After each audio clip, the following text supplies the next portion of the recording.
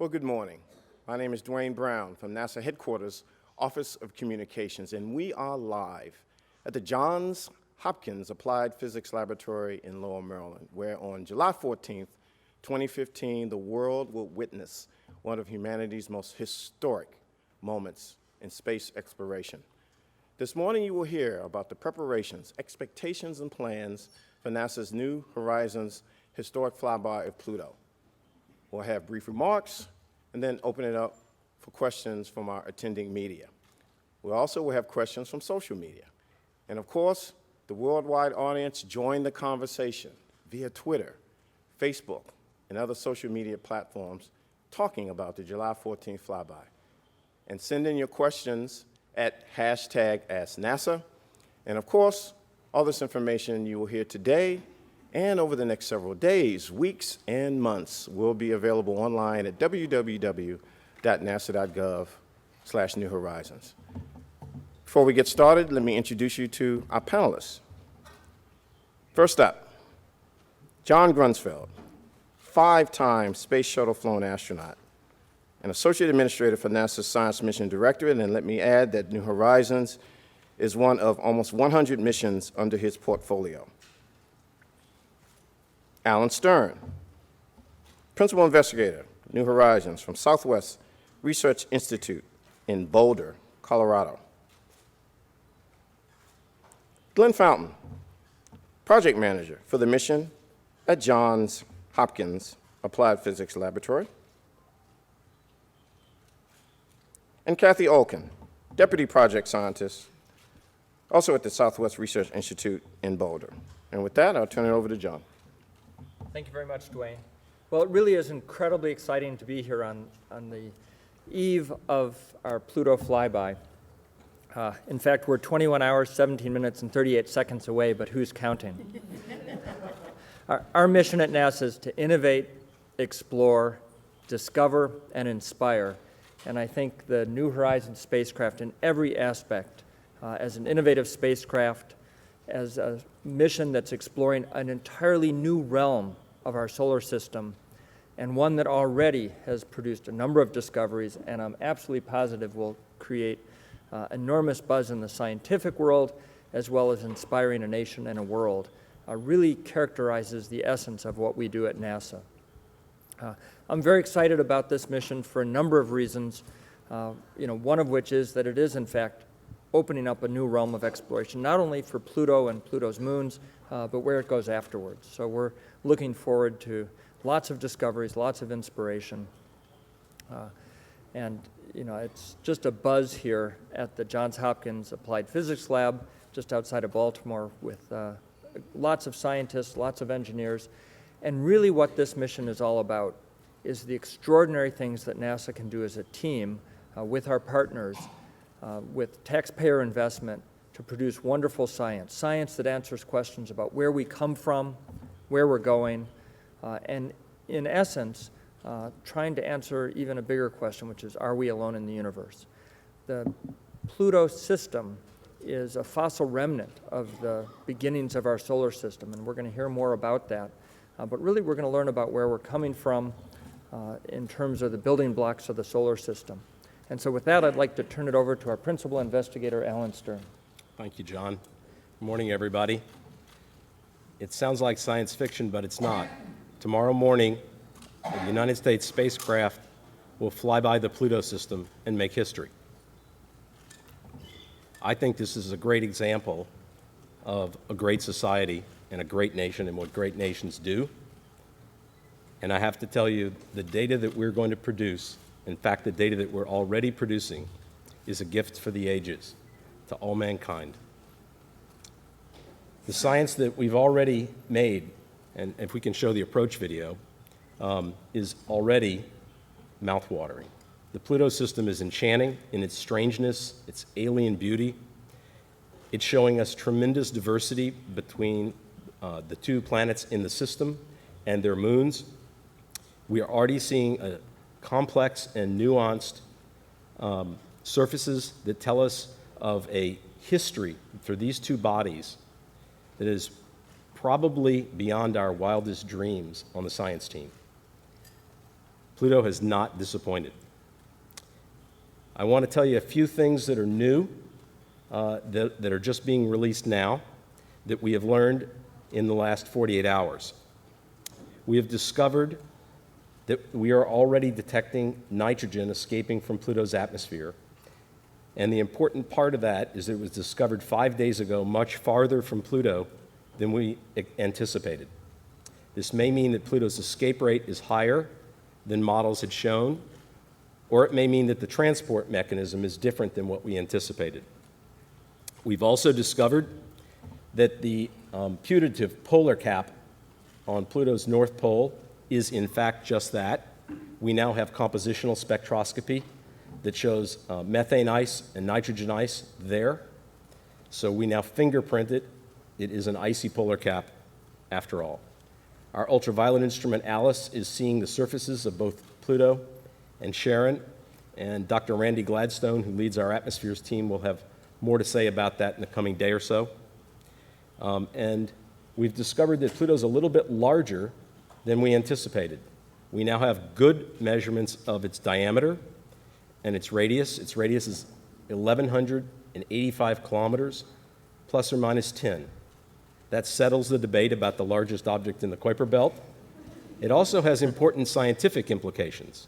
Because it's larger, and we've known its mass very precisely for a long time, that means it's a little less dense, which will raise the fraction of ice in the interior that modelers will need to compensate the rock in the interior. It also means, because it's larger, that the troposphere, the lowest layer in the atmosphere, is shallower than some models had predicted. The larger radius has other implications as well, and you'll be hearing about those over the coming days. I'm looking forward to what we're going to be doing. You know, in just a space of 24 hours, our resolution on the planet is going to jump from around 15 kilometers per pixel to less than 100 meters per pixel. That's more than 2 orders of magnitude in the coming day. So fasten your seatbelts. New Horizons has arrived at the Pluto system. Glenn? Thanks, Alan. Well, I've said for a long time that the engineers would be having the excitement on launch and some of the travel through the solar system. And I'll tell you a little bit about that, some of our last challenges. But it's now time for the scientists to give us the excitement. And I think you can just, as you just heard from Alan, they're not going to disappoint. So I'd like to put up a graphic for a moment just to remind you that it has been a challenging mission. Some of you have seen this graphic before. It's a photograph of the spacecraft as it was being finally prepared for launch back in 2006. And you can get the sense of it. It's like a concert grand piano with a big salad bowl on top. The salad bowl being our 2.1 meter diameter antenna that allows us to communicate back. And we have had this system operating for 9.5 years, and all the systems on board, and there are redundant systems on board, it's all working. All working as it's planned to operate. And as you heard, the instruments are providing wonderful data. So I'll talk about one of the challenges in this last stage of the mission. And that is how we navigate to get to the right point so we can take all the data that you're going to hear about over the next couple of days. And so this next graphic kind of tells you the tale of this. So if I could have that. So what you see here is a golfer sitting in New York making a hole-in-one by lofting a golf ball across the country and putting it in the cup in LA. That's the kind of precision that this team has done, getting the spacecraft to where we need to go at Pluto, across the 3 billion miles that we have just traveled. So in the next chart, we'll give you a little bit more. This is a little animation to kind of give you that last piece. So right here, you're seeing the spacecraft along its trajectory, and it's about to go by. You see Pluto and Charon, and there it goes, and we have to go through what we call the keyhole, that little green spot that you see there. And that is the distance we have to be precisely to actually take the data that you are hearing about from Alan and from Kathy and from others later. And we have done that so well that I don't even believe it. And the reason is, we have been discussing for a very long time exactly what the radial distance of Pluto is from the sun. We've only learned about Pluto since 1930. We've only seen a part of one orbit. It takes 248 years to take one orbit around the sun. And so there was a great deal of uncertainty about exactly how far the planet was, Pluto was, from the sun. We know where the spacecraft is, but where is the spacecraft with respect to the sun? We have navigators that help us make those final determinations. And because the LORRI instrument, the one that's taken a lot of these images, was able to detect some of the satellites, namely Nix, earlier than we thought, we were able to nail that position very, very precisely. And we have had discussions about that in the last few days, and the next graphic will show you this. So we're 7,750 miles from the Pluto surface, and the green box that you see there is the box that we actually have to pass the spacecraft through, and the yellow box is the knowledge we want to have. So the green box is 60 by 90 miles. After going 3 billion miles, we have to hit this 60 by 90 mile box, and we're actually almost to the center of it. And so we decided the yellow box is what the spacecraft thinks that the spacecraft is going through the center of that yellow box. And we're actually going a little bit off of it, but anything inside that yellow box means that we get all the data. So we are good to go for this last bit of the trip. Right now, at the start of this press conference, the spacecraft was 658,000 miles from Pluto. So after 3 billion miles and a little over, we're just that far away. And in the next graphic, just to remind you, this is the path through it. At 7:50 tomorrow morning, we'll be at closest approach, passing through that ring plane. We'll go on through, and then later that day, after we've traveled another 420-some thousand miles, the spacecraft will turn back. So 7:50 tomorrow morning, you will celebrate we're there. And then at 9 o'clock tomorrow evening, you'll hear the signal that was sent at around 4:20 in the afternoon at the speed of light actually getting back to the Earth. So we'll all have a real celebration at that time. And so that's as much excitement as I can provide you. So I'm going to turn it over to Kathy. Hi. I'm so excited to be here and talk to you about the Pluto system. I want to show you an image that we have of Pluto and Charon. And observations like these, stunning images of Pluto and Charon, are going to help us sample the diversity and the science of these complex worlds. We're going to be looking at the geology and the composition. We're going to be studying the atmosphere of Pluto. Using data like these and other observations, we're going to be looking at the temperature of locations on Pluto, imaging the small satellites of Pluto, looking at the composition of those small satellites. In addition, we're going to be making stereo maps so that we can see how tall the mountains are and how low the valleys are. All of this will be accomplished with our comprehensive payload. We have 7 instruments on board the spacecraft. You can see them here. And they sample the Pluto system with everything we've got, from the ultraviolet to the visible, the infrared. We probe it with radio science. We look at the energetic particles in the area using PEPSI and SWAP. We also are looking at the dust in the outer solar system using the Student Dust Counter. All of this science was designed to be complementary and comprehensive by this 7-instrument payload.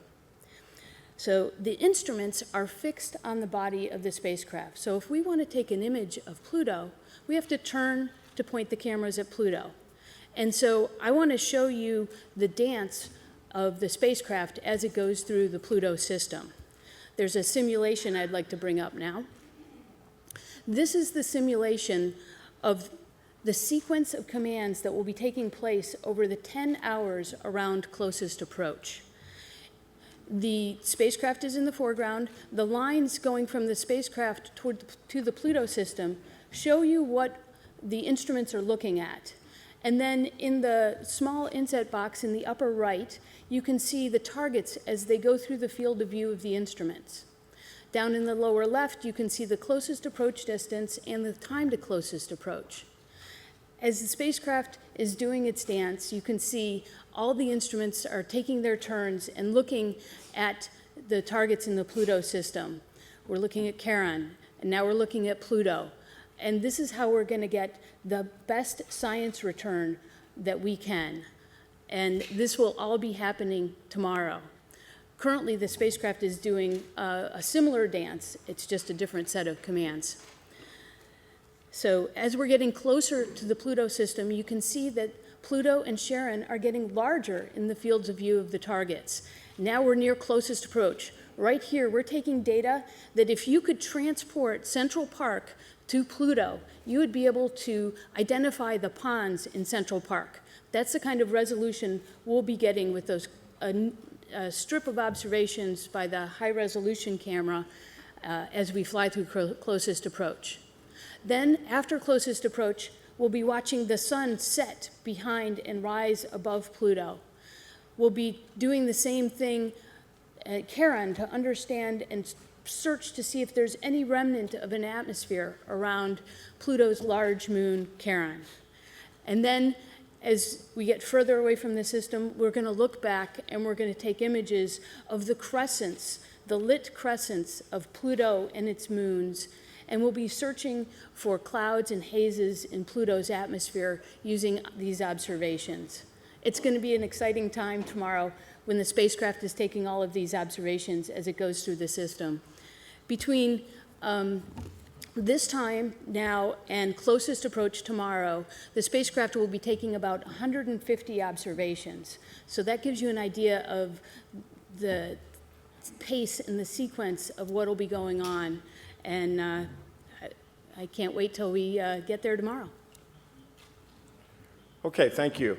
Okay, ladies and gentlemen, before we transition into the Q&A, let me just let you guys know that this mission is going to have a lot of audibles, and we're going to need the media to be flexible. The information is going to be coming. It's going to be changing.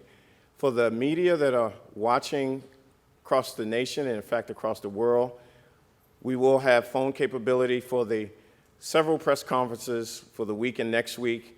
For further details on that, please call the newsroom at 240-228-8532. That's 240-228-8532. For the media here, we're going to start, if you want to wait for the mic and give your name and affiliation, and then of course we're going to go to social media, and then we'll take some more questions. These folks have to cut out of here pretty fast. They've got a meeting and have to go over to Mission Operations Control. So let's see how many questions we can get in before we have to close off here. If you can raise your hand and you get the mic and give your name and affiliation, please.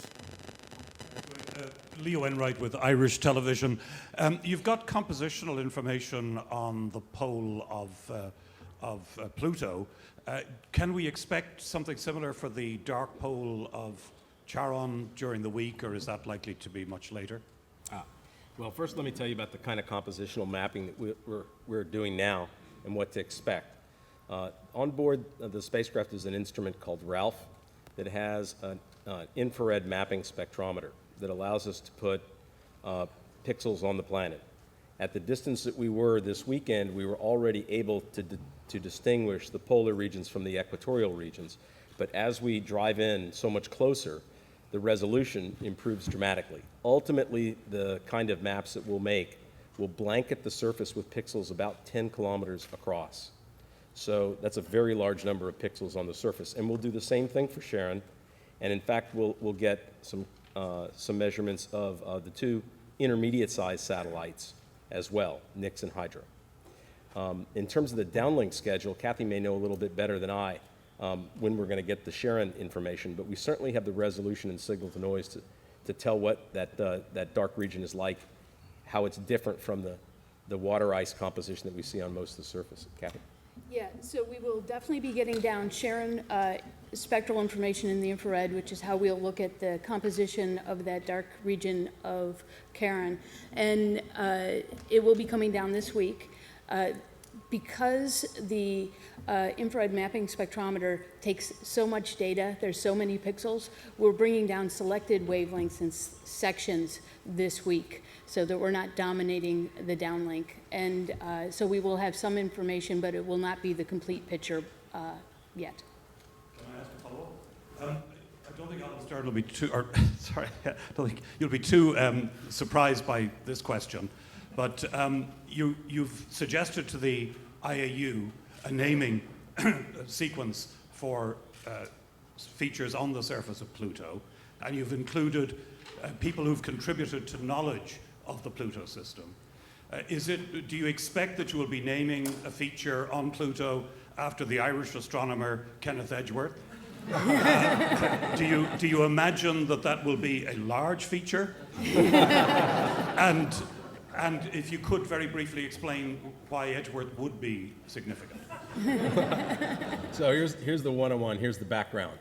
I think everybody in this room and many people in the audience know that Pluto orbits in this third zone of the solar system. Beyond the terrestrial planets and beyond the giant planets is this newly discovered region called the Kuiper Belt. Well, the Kuiper Belt got its name because a very prominent 20th century Dutch-American astronomer named Gerard Kuiper wrote prominently about this as a conjecture in the middle of the 20th century, in the 1950s.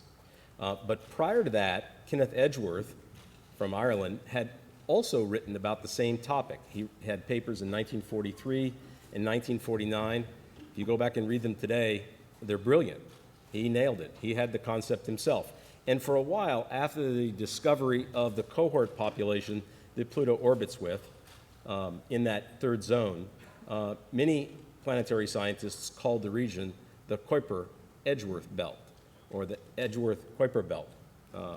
But with time, we've shortened that, and Edgeworth probably doesn't get the credit he deserves. I think you have a fine idea, and we'll certainly put it in the consideration in the name bank. As you may know, we conducted an exercise this spring where we actually asked the public to suggest names, not just for scientists, but for other naming themes, and we got a tremendous public response, and that's informed us, and in the future, you'll be seeing the actual, features being named. So stay tuned. Next question. Let's, right here. Irene? Irene Klotz with Discovery News and Reuters. Could someone just explain a little bit about what New Horizons is going to be doing between its 4 hours after closest approach to when it's going to send the engineering signal back? And why there's going to be no insight at all among you guys as to whether it even made it through the system okay? Thanks. Yeah, so we have really exciting observations that are very time critical and have to happen in between that closest approach and when we send the telemetry back. And specifically, it's the solar and radio science experiments. We need to fly directly behind the shadow of Pluto and Charon and be watching the sun go behind Pluto and Charon to get improve our understanding of the atmosphere. And we'll be sending signals from the Deep Space Network also through the atmosphere to be received by the spacecraft. And those are very time critical, and those occur in that time period. And we'll be also getting very high phase, high resolution observations in that time. And is there any nervousness at all that it's not going to get through okay, that there's going to be some little speck or unknown little moon or something? Well, what Irene is referring to is the fact that the combination of the high speed of the New Horizons spacecraft and the exploration nature of this mission could bite us. We've taken what we think is a measured risk. We've searched for debris that may be in the system on approach. We've used our best instruments and found nothing of concern. Formally, we're able to set model limits at around 1 in 10,000 that the spacecraft would be lost due to a debris strike, but we've also been very honest that we're flying into the unknown. This is the risk you take with all kinds of exploration, and New Horizons will be out of touch for those hours around closest approach. And while I don't lose sleep over this, the fact is tomorrow evening is going to be a little bit of drama. We want to hear the spacecraft check back in. We want to look at the telemetry that's coming down and make sure that the spacecraft hasn't suffered any alarms. And until we pass that point tomorrow evening, we won't really know with certitude that we cleared the system and that there were no debris strikes. But I want to emphasize that I'm not very worried about it. Okay, I know we've got a number of media here, so we'll go here and then here next. Go ahead. Hi, yeah, Eric Ham with Science Magazine. Alan, can you say something more about measuring the radius of Pluto, 1185 plus or minus 10? First of all, making the measurement, is it just a matter of knowing how your camera works and tallying up the distance, or is there something more nuanced than that to making this measurement? And then secondly, you started to hint at some of the implications that it can affect the models of the troposphere and the interior. Can you say a little bit more about how having this number in hand matters? Is it just fine-tuning these models, or could there be some larger implications? Thanks. Yeah, sure, Eric. So the way that we make these measurements is through a variety of different techniques. And we have a number of members of the science team, specifically in our geology and geophysics investigation team, who are making fits of circular annuli to the planform of the planet and determining exactly what fits best. We also have people that are using differential image techniques to find the edge and measuring the distance. Making those measurements of the diameter. And we have a third, little bit more indirect technique that relies upon some forward modeling. And we intercompare the results that we get. And we also have an anchor point, which is a really interesting story, so I want to tell you that. Pluto's size has been uncertain in the past, primarily because it has an atmosphere, and the atmosphere is dense enough that it can actually create mirages when stars are observed through occultations to set behind the planet. Kathy's actually an expert in this technique and has done many of the occultation expeditions of the last 10 years. And so we get a range of sizes for Pluto that before New Horizons range from about 1,150 kilometers in radius, twice that in diameter, up to a little bit north of 1,200. And what we found is Pluto's almost at the top of that range. But in order to anchor our technique and be certain of our numbers, there's some ground truth in the system. The moon Charon has no atmosphere, so it doesn't create those mirages. Ground-based occultations have told us that Charon's radius is 602 or 603 kilometers, period. So we took all those techniques that we're applying for Pluto on approach and applied them to Charon, and we get the right answer with all the techniques so that we, as I said, anchor our belief that the 1185 is good by testing it on Charon. And then your other question was about the implications. I think that's going to take a while to unravel. The fact that the planet is larger than expected, as I said, lowers the net density, that raises the net ice content that's inside, lowering the rock content. That has implications for things like how the binary formed. It has implications for the chemistry of the solar nebula. The implications for the atmosphere, having a shallower troposphere, are still something I think will be unraveling in the future. This is news that's less than a day old, when we really got to consensus that the technique had the right error bars and had the right number. I don't expect it to really change more than a few kilometers as we go forward. But we can talk to you about implications offline, but recognize that it's been a long time since we've done something like this. And I don't know how many of you were around in the Voyager days. I was not, but during that time when we were exploring brand new planets for the first time, science on the fly often proves to be wrong because we want to take our time. I think a lot of the results that we provide for you are going to try to be at the factual level rather than at the speculative level. And then as we have more time with the data and the chance to do associated modeling, we'll be able to make better interpretations. But interpretations made on the fly often have a very short half-life. Okay, going to ask your indulgence here. We've got a number of media. If you can just limit one question. We're going to believe the gentleman here, and then we're going to come over here. We're going to go to social media, and then we'll do some more questions. And again, we have to cut this off at 11:30, but these individuals will be available throughout the day and other days for individual interviews.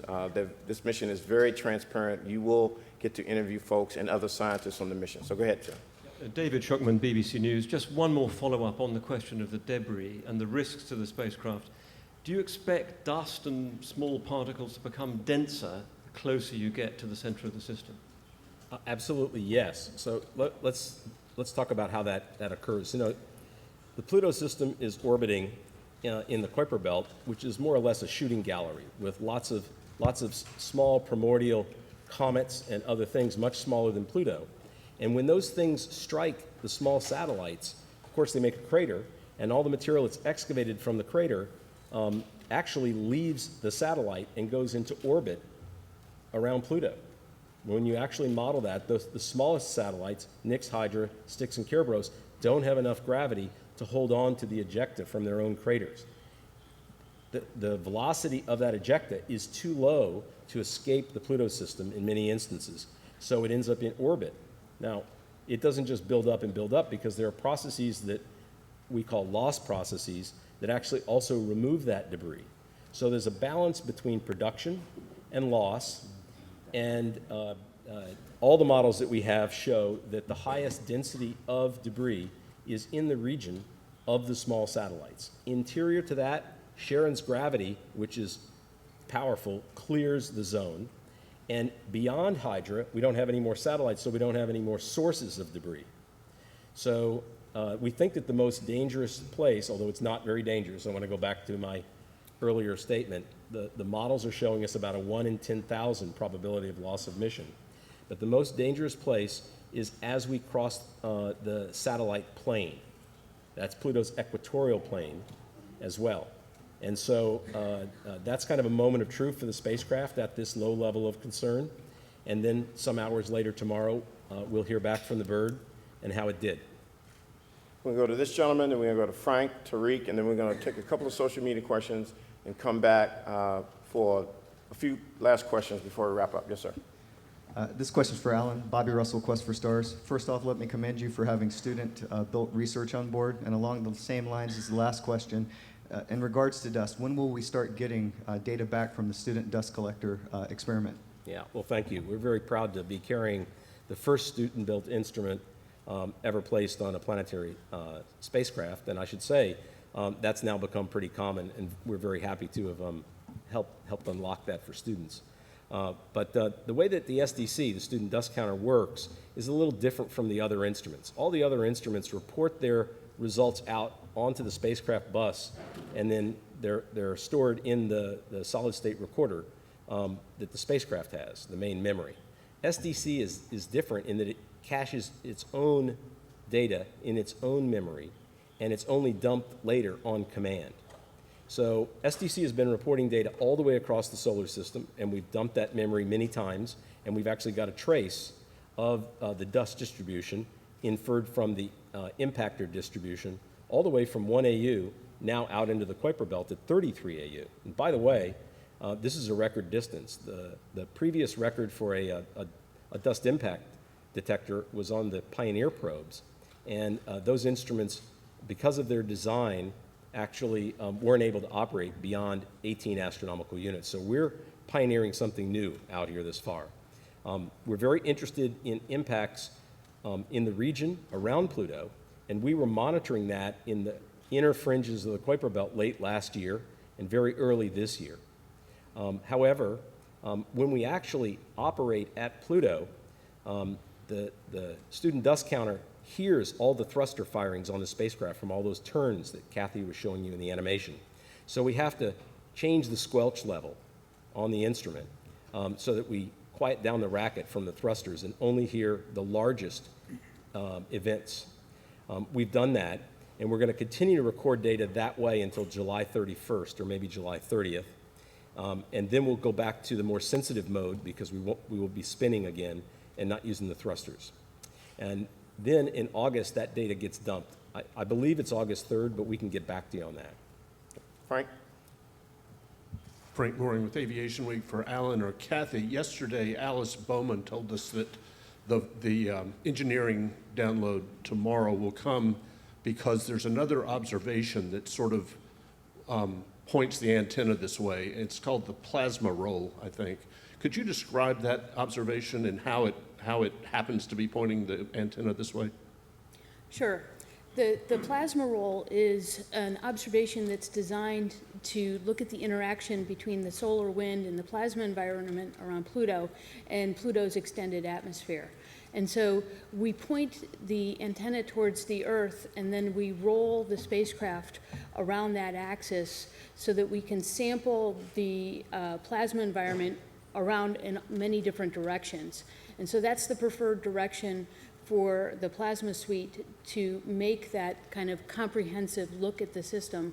And so we'll then be able to transmit back to the Earth because the antenna is pointing in that direction. Thank you very much. Tarek Malik with Space.com. And my question, I think, is for Alan. You said earlier that the data that you're getting back from New Horizons is a gift for all of mankind now. Today, we don't know what it looks like close up. Tomorrow, eventually we will. And it's been 9.5 years plus in transit, I think a decade more in development. And I'm just wondering, Alan, kind of what you and the team is feeling like now, knowing that by the end of tomorrow, a lot of your questions are going to be answered, and maybe you'll have more questions to ask on the way out. Thanks. You think? Yeah. There's a tremendous energy in the science team and in the operations team right now. This is a little different mission than a lot of missions flown recently because we've had to fly for such a long period of time to reach the primary target, 9.5 years. Now, that's not a record. Rosetta, for example, traveled farther. And I'm actually a participant in the Rosetta mission. One of the instruments on board is my responsibility. So I can tell you firsthand, on Rosetta, we had a whole series of flybys along the way. We had 3 Earth gravity assists. We had 1 Mars gravity assist. We collected data at all 4 of those, and we had 2 asteroid flybys for science. So it didn't seem like we were on this interminable road trip. But New Horizons is different. 13 months after we launched, we were at Jupiter. We had a very active science encounter in February of 2007. We did the gravity assist right on the numbers. And then off across this giant ocean of space to get out to the Kuiper Belt. 8 years in cruise, and we didn't pass anything along the way. And in fact, when we passed the orbits of Uranus and Neptune, they were farther from us around their orbits than they were from the sun. So it always seemed that the encounter was very far away. And now that we're in it, people talk a lot, and you'll have an opportunity to meet many members of the team the next couple days, but people talk a lot about how surreal it is that we're actually here, that we've reached the target. It's been something that's been in our future for so long, and Kathy can comment, I think Glenn should comment on it, because it's not just the science team, it's all of us that are having this experience. For myself, I said it feels like you've been walking on an escalator for almost a decade, and then you step onto a supersonic transport. And that's the pace of the flyby. So it's pretty impressive, and it's a little bit surreal, but the energy level is just electric. What? Yeah, so I've been saying for some weeks that until we start actually seeing Pluto resolve in the LORRI instrument, it was like, yeah, we're going to get there, we're going to get there. And then all of a sudden, it's like the freight train's coming down the track, and you're seeing this light coming at you, and you know it's not going to stop. You can't slow it down. It's going to get there. And of course, the light is Pluto, and we're all excited. Okay, let's switch up here and go to social media. Chris Blair, I'm hearing there is a lot of conversation, a lot of buzz. What's out there in the social media world? Yes, thank you, sir. We appreciate it. Christopher Blair from NASA's Marshall Space Flight Center. And the first question from one of our wonderful global users comes from @PR Alford and @John Wise. I'm mixing 2 together. Question is, earlier we heard about the spinning of New Horizons to beam back data to Earth. Does the spacecraft use gyroscopes or fuel to spin? And if it's fuel, did that impact mission longevity? So once the only propellant we use is to spin it up to 5 RPM, and then it acts just like a top, pointed at whatever it's pointed at, and we spin it up and point it to Earth, strangely. But once you've done that, it takes no more propellant. It can do that for years and years without using any more propellant. We use onboard systems, including gyros and star trackers, to determine its orientation, but once it's spinning, you can leave it there for a very long time. But I'll add that the actual control of the spacecraft is not done with gyroscopes. It's done with thrusters. So Chris, let's take two more and then we'll come back to the media here. Excellent, thank you. This is from Jack Crane. Question was, we've seen lots of great black and white images, and so I'm sure you can guess where this is going. When can we expect to see some color images? You want to take it? Sure. You can expect to see some color images tomorrow.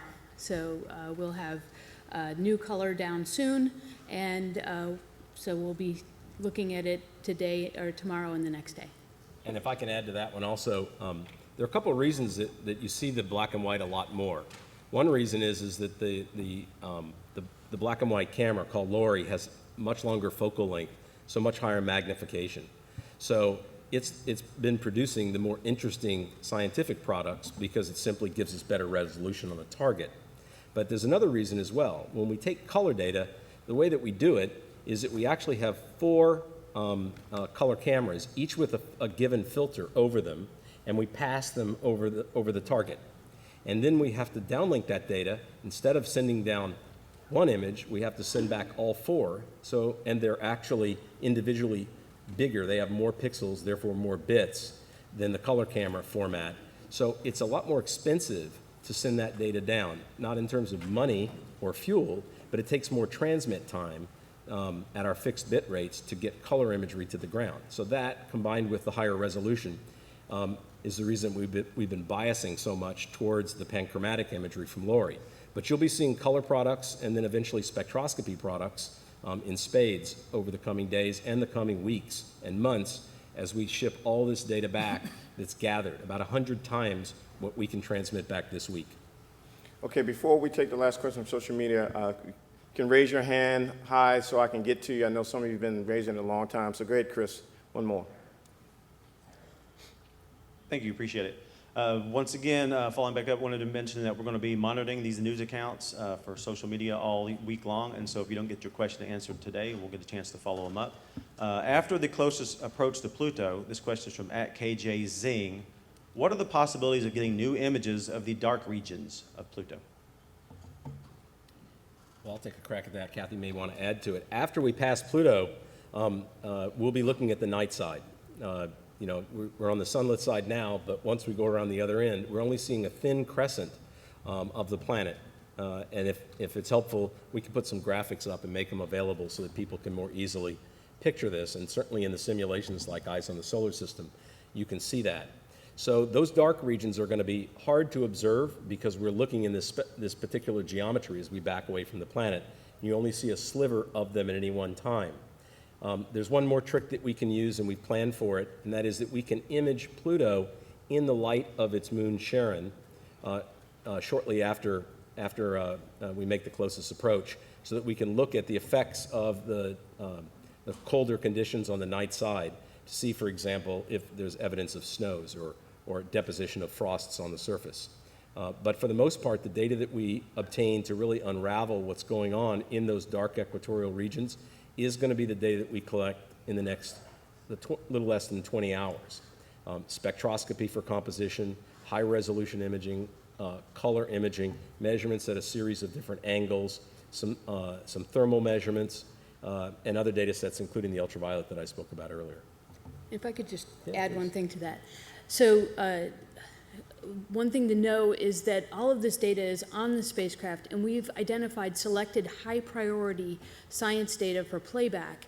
And so it's going to be months. It'll be up to almost 16 months for us to get all the data down. So you're going to be seeing new images months from now that you're not seeing this week, because this week our priority is looking at Pluto with the instruments, and we'll play back the data when we don't have science data to take. Stephen Young with Astronomy Now magazine for Alan Stern. When tomorrow can we really celebrate? When will you celebrate? Obviously 8:53 is the closest approach, but that's Earth receive time, so it's actually already will have happened.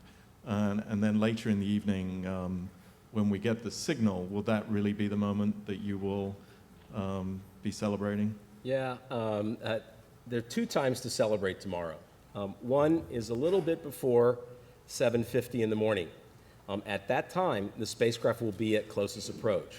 We will be 3 billion miles from New Horizons, but connected in time, and that is the time that we will celebrate as this historic moment where we can say we have made a flyby of Pluto, and we're still conducting the exploration, but we've made closest approach, and I hope you'll be here for that. Then, because the spacecraft is incommunicado, doing its work, we won't hear from it until shortly before 9 p.m. Eastern Time tomorrow. And that's going to be a very highly anticipated event because it's sort of putting the cherry on top. We know that this spacecraft can operate on its own. It's done this for most of the last 9 years. And 21 or 24-hour blackout is the way we've operated all the time. But now that we're going through the Pluto system, there is that element of exploration, and there's that small element of danger. So I think we're all going to breathe the final sigh of relief at 9 p.m., and that's when we can really call it a successful flyby.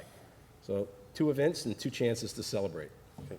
Let's do Bill. We'll come to you. I believe you've been raising your hand, and then we're going to wrap up with these 2. Bill Harwood, CBS, for Alan or maybe John Grunsfeld, either or maybe both. What is it about Pluto, though, that's captured everyone's imagination? I mean, this is a small body compared to everywhere else we've been in the solar system, planet-wise.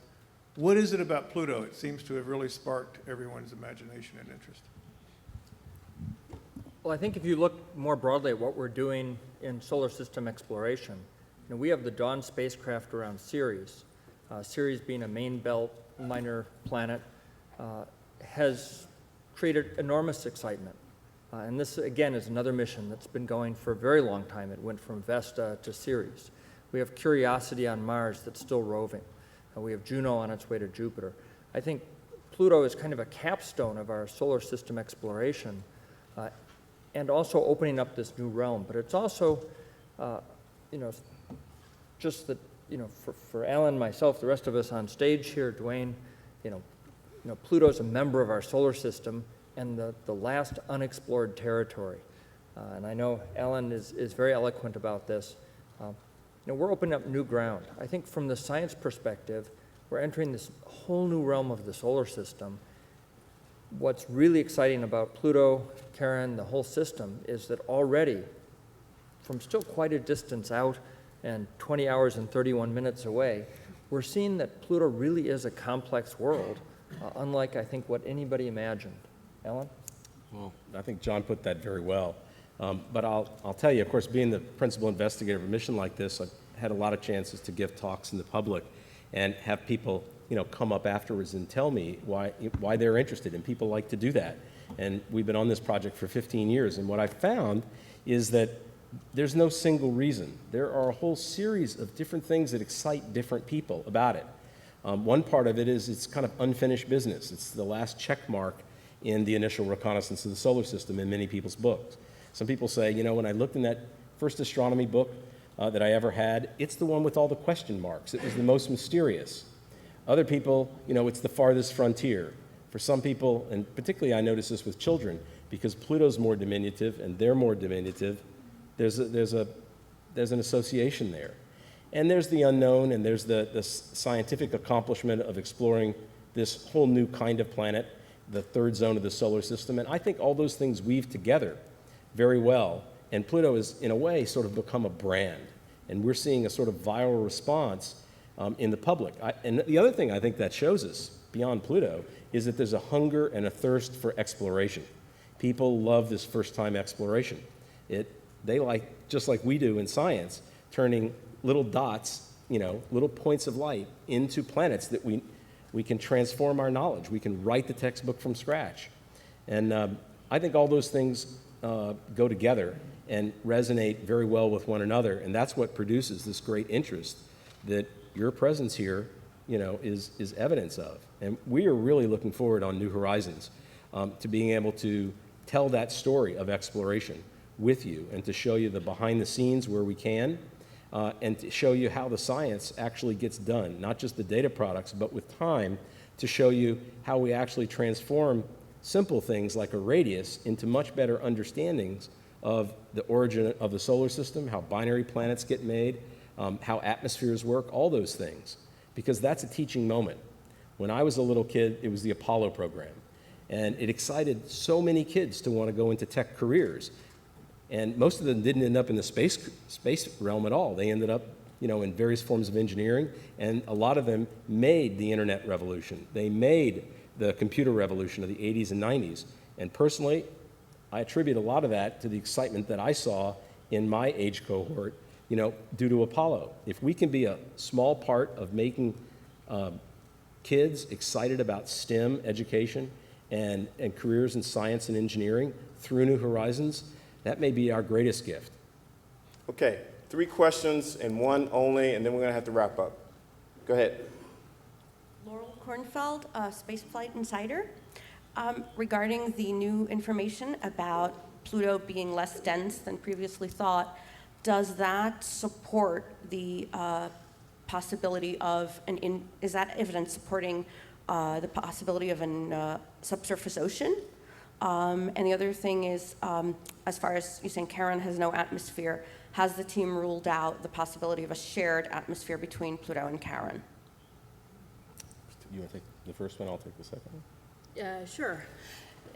So the change in the density, the change in the radius that from what we understood before to what we know now is really just very new news. And so we need to take a look at that. We're going to be getting even more imagery down with Pluto filling the field of view even larger. That'll probably help constrain that error bar some more as well. And so it's too early to say what the implications are for that new radius right now. So I'll speak to the question about Charon's atmosphere. I think one of the coolest things about exploring the Pluto system is looking for whether Pluto's atmosphere streams off to create a secondary atmosphere around Charon, the way that a lot of binary stars share their atmospheres.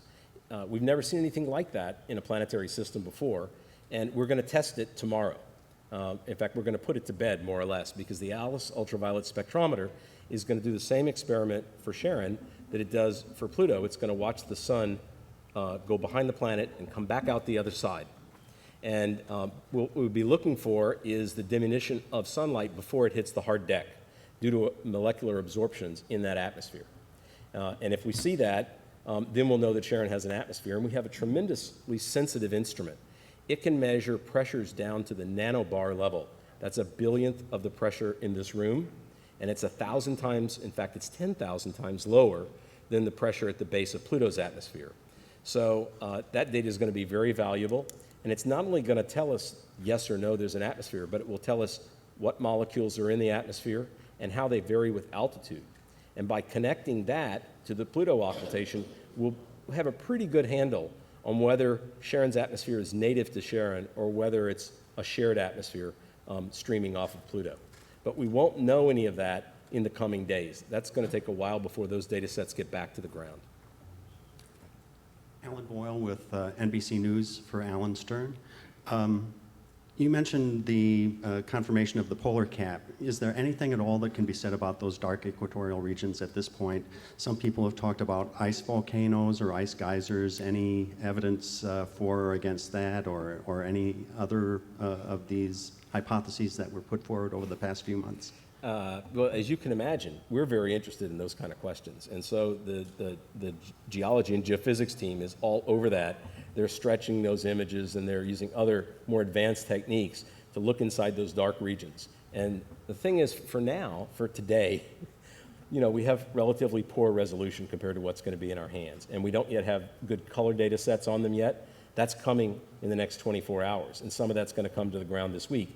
And we're going to get compositional spectroscopy. I think the only thing that I want to add in answer to your question about the data that we have is that these first compositional measurements that we were able to get where we could resolve different regions on the surface of Pluto show us that the polar regions are compositionally very different from the dark regions. For example, the methane absorption bands are much weaker there in the dark regions.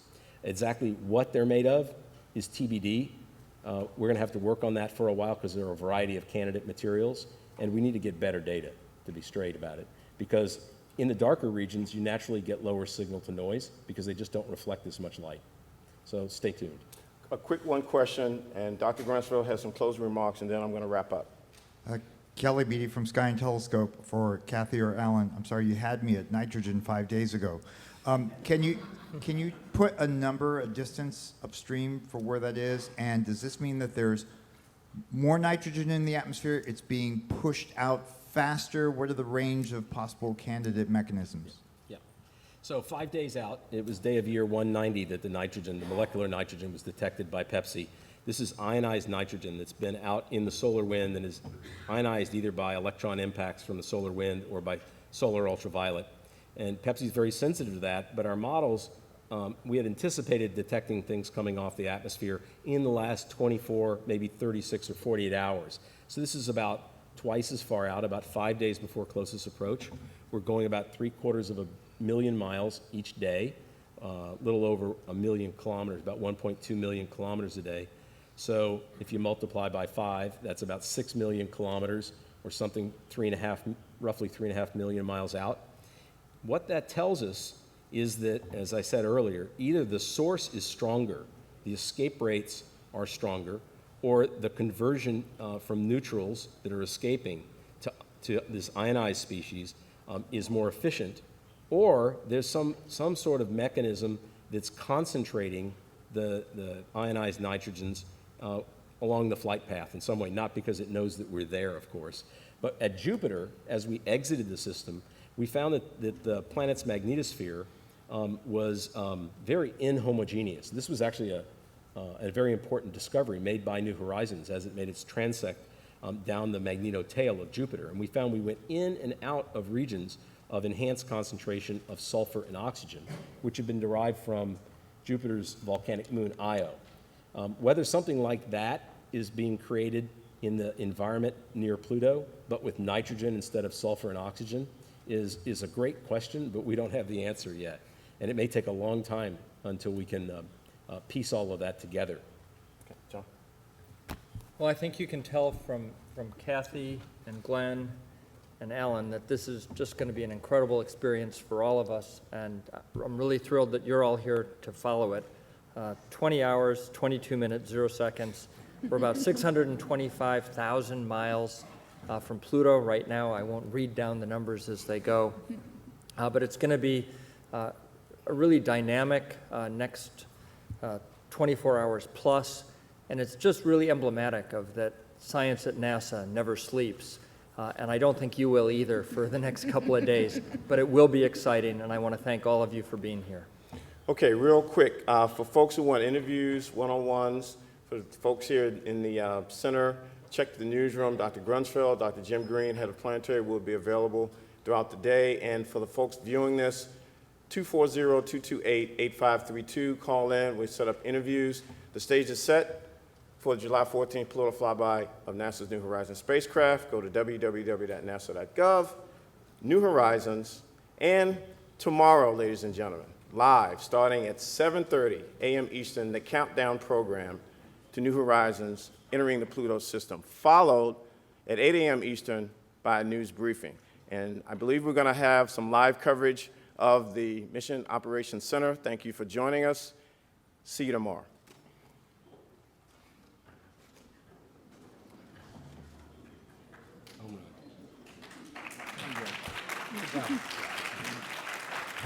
Didn't see that. Coming to the mark tonight for that going over the hill.